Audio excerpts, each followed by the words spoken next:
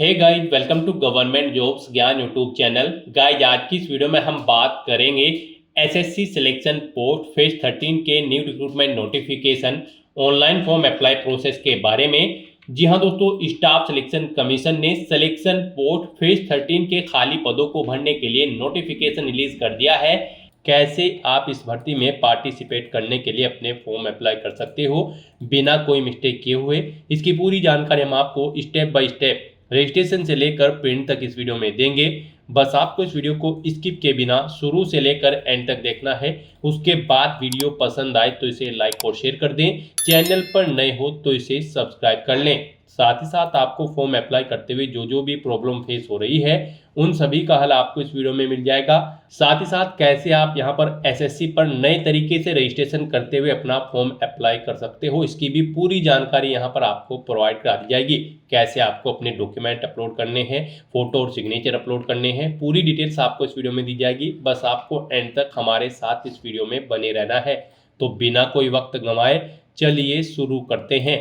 आपको इस वीडियो के डिस्क्रिप्शन बॉक्स में हमारी वेबसाइट IND-sarkari-naukri.in के इस पेज का लिंक मिल जाएगा। यहाँ पर आपको इस भर्ती के रिगार्डिंग सभी डिटेल्स प्रोवाइड कर दी गई है।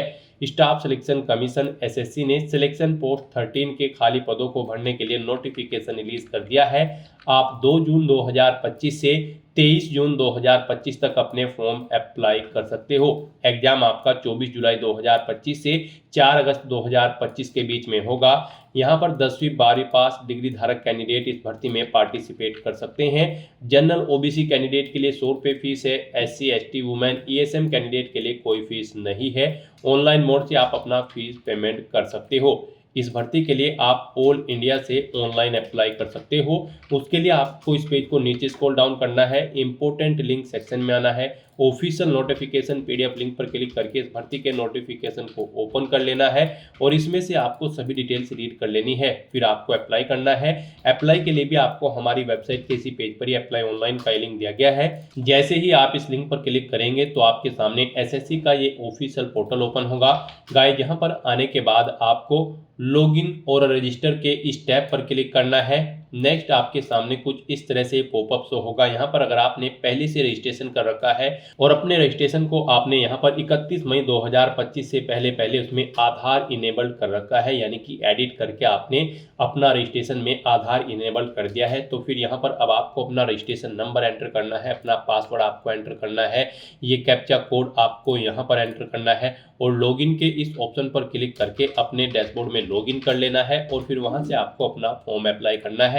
और अगर आप इस भर्ती के लिए फर्स्ट टाइम अप्लाई करने जा रहे हो तो सबसे पहले यहाँ पर आपको अपना रजिस्ट्रेशन करना होगा नए तरीके से, जो यहाँ पर अब 2025 में हो रहा है। उसके लिए गाइस, यहाँ पर आपको रजिस्टर नाउ के इस लिंक पर क्लिक करना है। आपके सामने यहाँ पर रजिस्ट्रेशन का फॉर्म ओपन हो जाएगा। यहाँ पर आपके सामने कुछ इस तरह से इंटरफेस शो होगा। इस ऑप्शन पर क्लिक करते ही यहाँ पर आने के बाद अब आपको कंटिन्यू के इस ऑप्शन पर क्लिक कर देना है। फिर यहाँ पर आपसे पूछा गया है, यहाँ पर आपको 4 स्टेप कंप्लीट करते हुए अपना रजिस्ट्रेशन करना है। पहले आपको अपनी पर्सनल डिटेल देनी है, फिर आपको अपना पासवर्ड क्रिएट करना है, एडिशनल डिटेल देनी है और डिक्लेयर करते हुए यहाँ पर आपको अपना रजिस्ट्रेशन कंप्लीट कर लेना है। तो यहाँ पर आने के बाद सबसे पहले आपको पूछा गया है कि क्या आपके पास आधार कार्ड है। अगर है तो यहाँ पर आप येस करेंगे। यहाँ पर आपके पास आधार कार्ड होना अनिवार्य है। अब यहाँ पर एसएससी की सभी भर्तियों के लिए आधार कार्ड इनेबल कर दिया गया है। पहले यहाँ पर ऑप्शन होता था कि अगर आपके पास आधार नहीं था तो फिर आप अपना कोई और आइडेंटिटी प्रोवाइड कराते हुए यहाँ पर अपना रजिस्ट्रेशन कर सकते थे, लेकिन यहाँ पर अब आपके लिए आधार कार्ड मस्ट कर दिया गया है। अब आपको यहाँ पर अपना आधार नंबर एंटर करना है, उसे एक बार फिर से एंटर करके वेरीफाई कर लेना है। फिर इस पेज को नीचे स्क्रॉल डाउन करना है और यहाँ पर आकर आपको अपनी 10वीं के मार्कशीट के अकॉर्डिंग अपना नाम एंटर करना है। फिर यहाँ पर आपको अपना नाम एक बार फिर से एंटर करके उसे वेरीफाई कर लेना है। उसके बाद यहाँ पर आपसे पूछा गया है कि क्या आपने कभी अपना नाम चेंज किया है। अगर किया है तो आप यस ऑप्शन सेलेक्ट करें और यहाँ पर आप न्यू नेम, जो चेंज नेम है वो आप एंटर करें। फिर यहाँ पर आप उसे दोबारा से एंटर करके वेरीफाई कर लें और अगर नाम चेंज नहीं किया है तो यहाँ पर आप नो ऑप्शन सेलेक्ट कर लें। उसके बाद यहाँ पर आपको अपना जेंडर सेलेक्ट करना है, आप मेल हो, फीमेल हो या फिर ट्रांसजेंडर, आप अपने अकॉर्डिंग ऑप्शन सेलेक्ट करें। दोबारा से अपना जेंडर सेलेक्ट करके उसे वेरीफाई कर लें। फिर यहाँ पर आपको अपनी डेट ऑफ बर्थ सेलेक्ट कर लेनी है इस कैलेंडर में से। यहाँ पर आपको अपनी ये डेट ऑफ बर्थ अपनी 10वीं की मार्कशीट के अकॉर्डिंग सेलेक्ट करनी है। वही डेट ऑफ बर्थ आपको एक बार फिर से सिलेक्ट कर लेनी है कैलेंडर में से वेरिफिकेशन के लिए।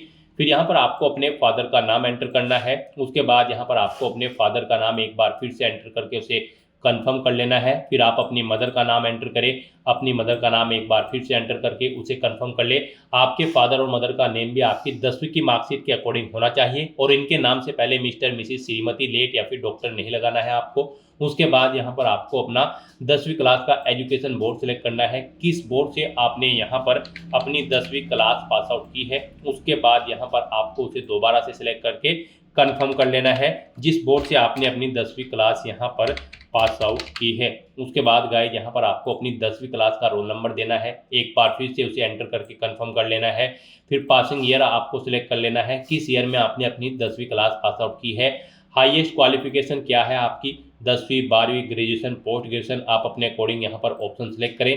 फिर यहाँ पर आप दोबारा से अपनी हायर क्वालिफिकेशन सेलेक्ट करें।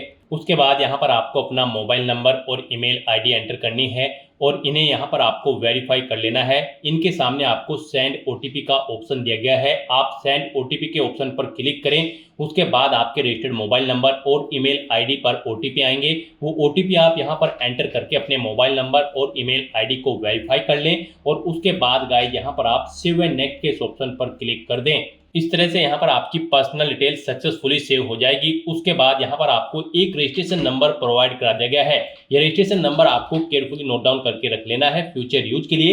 ये रजिस्ट्रेशन नंबर आपकी रजिस्टर्ड मोबाइल नंबर और ईमेल आईडी पर भी सबमिट कर दिया गया है, तो आप इसे केयरफुली नोट डाउन करके रखें फ्यूचर यूज के लिए। और यहाँ पर अब आपको कंटिन्यू के इस ऑप्शन पर क्लिक कर देना है। नेक्स्ट आपके सामने कुछ इस तरह से इंटरफेस ओपन होगा। अब यहाँ पर आपको जो रजिस्ट्रेशन नंबर मिला है वो रजिस्ट्रेशन नंबर आपको एंटर करना है। उस रजिस्ट्रेशन नंबर के साथ साथ ही आपकी ईमेल आईडी और मोबाइल नंबर पर एक पासवर्ड भी आया होगा, वो पासवर्ड यहाँ पर आपको एंटर करना है। उसके बाद आपको ये कैप्चा कोड यहाँ पर एंटर करना है और फिर गाइस यहाँ पर आपको साइन इन के इस ऑप्शन पर क्लिक कर देना है।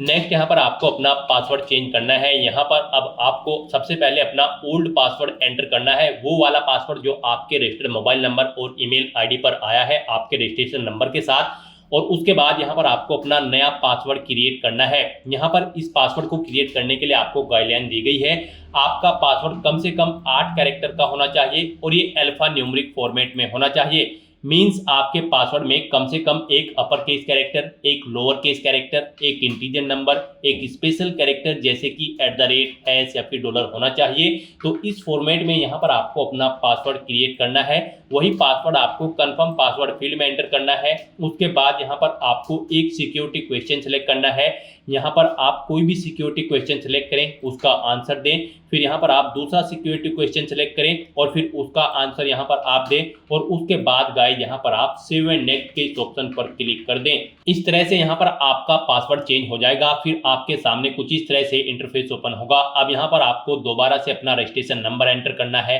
अपना पासवर्ड आपको एंटर करना है, नया पासवर्ड जो आपने चेंज किया है वो पासवर्ड यहाँ पर आपको एंटर करना है, ये कैप्चा कोड आपको यहाँ पर एंटर करना है और उसके बाद गाइस आपको लॉगिन के इस ऑप्शन पर क्लिक कर देना है।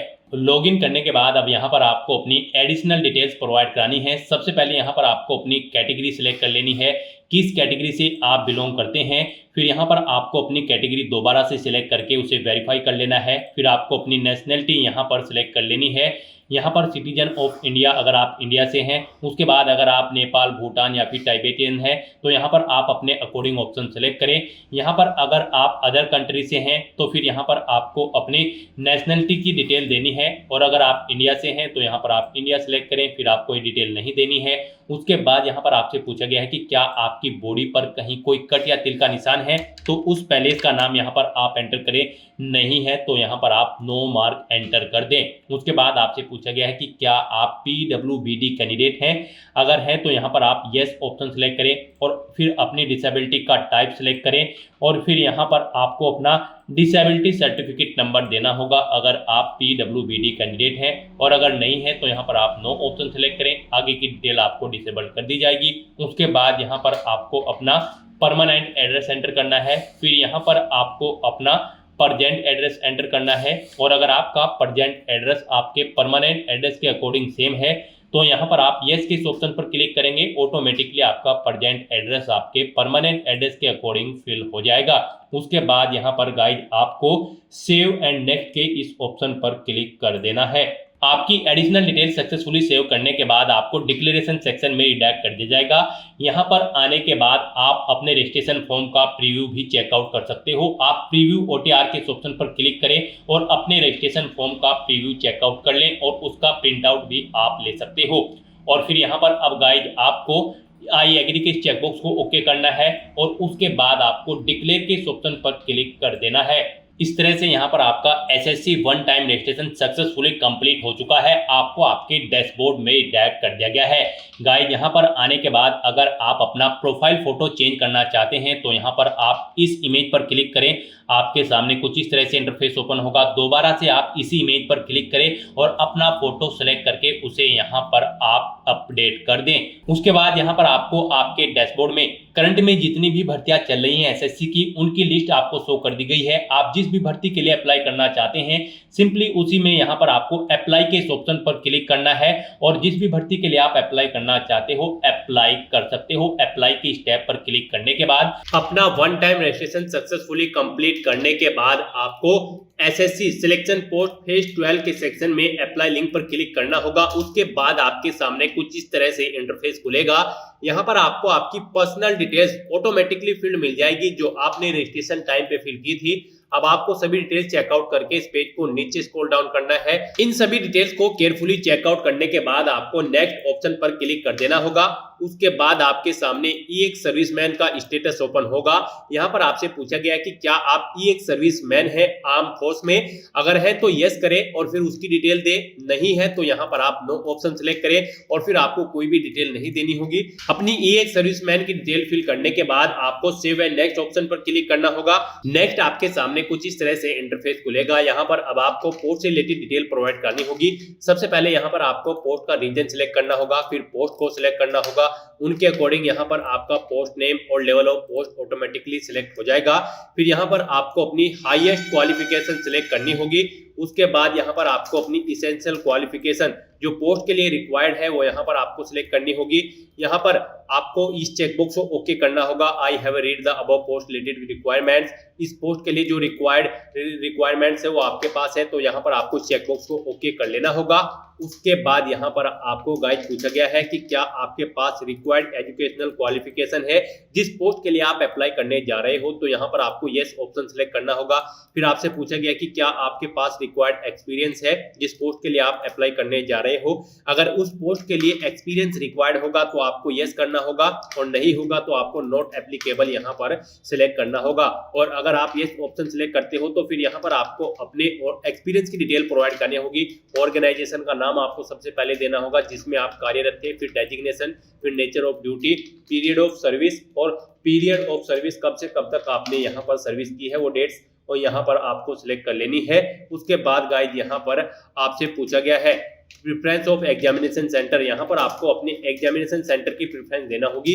आपको 3 चॉइसेस दी गई है, आप अपनी चॉइस के अकॉर्डिंग यहाँ पर 3 सेंटर सिलेक्ट करें प्रेफरेंस 1, 2, 3 सेक्शन में। और उनको सिलेक्ट करने के बाद आपसे पूछा गया है कि क्या आप बेंचमार्क डिसेबिलिटीज आपकी 40% से अबव है, अगर है तो यस करें, नहीं तो नो ऑप्शन सिलेक्ट करें। फिर आपसे पूछा गया है कि क्या आप बेंचमार्क डिसेबिलिटी आपकी 40% से अबव है OH में, अगर है तो यस करें, नहीं तो नो ऑप्शन सिलेक्ट करें।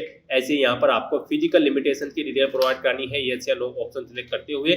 फिर यहाँ पर आपको अपने फिजिकल लिमिटेशंस के अकॉर्डिंग यस या नो ऑप्शन सिलेक्ट करना है। फिर आपसे पूछा गया है कि क्या आप स्क्राइब रिक्वायर्ड है, अगर है तो यस करें, नहीं तो नो ऑप्शन सिलेक्ट करें। फिर यहाँ पर आपसे पूछा गया है कि क्या आप अपना अरेंजमेंट करना चाहते हैं, अगर आप स्क्राइब हैं तो यस करें और अगर खुद से अरेंजमेंट नहीं करना चाहते हैं तो यहाँ पर आपको नो ऑप्शन सिलेक्ट कर लेना होगा। यहाँ पर आपको इंडिकेट मीडियम सिलेक्ट कर लेना है। उसके बाद आपसे पूछा गया है कि क्या आप एज में रिलैक्सेशन चाहते हैं, अगर चाहते हैं तो यस करें, नहीं तो नो ऑप्शन सिलेक्ट करें। अगर चाहते हैं और आप यस सिलेक्ट करते हैं तो फिर यहाँ पर आपको अपना एज रिलैक्सेशन कोड सिलेक्ट करना होगा। उसके बाद यहाँ पर आपको अपने स्किल टेस्ट का मीडियम सिलेक्ट कर लेना होगा, हिंदी या फिर इंग्लिश, जिस भी लैंग्वेज में आप अपना स्किल टेस्ट चाहते हैं वो यहाँ पर आप मीडियम सिलेक्ट करें। उसके बाद उसको एक बार फिर से सिलेक्ट करें कंफर्म करने के लिए और उसके बाद यहाँ पर आपको सेव एंड नेक्स्ट ऑप्शन पर क्लिक कर देना है। नेक्स्ट आपके सामने कुछ इस तरह से इंटरफेस खुलेगा। अब यहाँ पर आपको अपने डॉक्यूमेंट अपलोड करने होंगे। यहाँ पर आपको अपना लाइव फोटो कैप्चर करना होगा। जी हाँ दोस्तों, आपको अपना फोटो यहाँ पर कैप्चर करना होगा। आपके लैपटॉप में जो वेब कैमरा होगा या फिर मोबाइल फोन में, उसके थ्रू आपको अपना लाइव फोटो यहाँ पर कैप्चर करना होगा। आपको कैप्चर लाइव फोटो इस ऑप्शन पर क्लिक करना है और अपना फोटो कैप्चर कर लेना है। या फिर गाइस आप इस क्यूआर कोड को स्कैन करके अपने किसी भी डिवाइस से आपको एक ऐप अपने कंप्यूटर में या फिर अपने मोबाइल में डाउनलोड कर लेना होगा और उसके थ्रू भी आप अपना फोटो कैप्चर कर सकते हो। उसके बाद यहाँ पर आपको अपने सिग्नेचर अपलोड करने होंगे। आपके सिग्नेचर यहाँ पर 10 केबी से 20 केबी के बीच में जेपीईजी या फिर जेपीजी फॉर्मेट में होने चाहिए और यहाँ पर आपको अपलोड सिग्नेचर इस ऑप्शन पर क्लिक करना है और अपने सिग्नेचर अपलोड कर देने हैं। उसके बाद आपको सेव एंड नेक्स्ट ऑप्शन पर क्लिक करना है। सेव एंड नेक्स्ट ऑप्शन पर क्लिक करते ही आपको आपके एप्लीकेशन फॉर्म का पूरा प्रीव्यू शो कर दिया जाएगा। आपको सभी डिटेल्स वन बाय वन करके केयरफुली चेकआउट कर लेनी है। उसके बाद आपको अपना फॉर्म फाइनली सबमिट कर देना है। अगर आप जनरल ओबीसी कैंडिडेट होंगे तो आपको 100 रुपए फीस के रूप में जमा कराने होंगे और अगर आप एससी एसटी वुमेन या फिर ईएसएम कैंडिडेट हो तो आपको कोई फीस जमा नहीं करानी होगी। फॉर्म को सबमिट करने के बाद आपको अपने फॉर्म का एक हार्ड कॉपी प्रिंट आउट लेना होगा फ्यूचर यूज के लिए, फ्यूचर रेफरेंस के लिए। तो दोस्तों ऐसे आप एसएससी सिलेक्शन पोस्ट 13 की इस भर्ती के लिए अपने फॉर्म अप्लाई कर सकते हो बिना कोई मिस्टेक किए हुए। आज की इस वीडियो में बस इतना ही। आई होप ये वीडियो आपको पसंद आई होगी। अगर पसंद आई हो तो इसे लाइक और शेयर करें। चैनल पर नए हो तो इसे सब्सक्राइब कर लें। Thanks for watching.